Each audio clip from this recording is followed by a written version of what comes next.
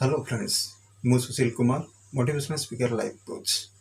आज आम आउ एक हैप्पी ब्रेन केमिकल्स विषय जानिबा जहाको एंडोर्फिन्स बा पेन किलर ब्रेन केमिकल मध्य कहा जाए। जेतेबेले आमे हसु, डार्क चॉकलेट खाऊ आउ सुंदर बास्ना आम नाक को बाजे आउ जेतेबेले आमे व्यायाम करू सेतेबेले एही पेन किलर ब्रेन केमिकल जहाकू एंडोर्फिन्स कहा जाए ताहा आम ब्रेन रे रिलीज होता है, आम ब्रेन रे तैयारी होता है।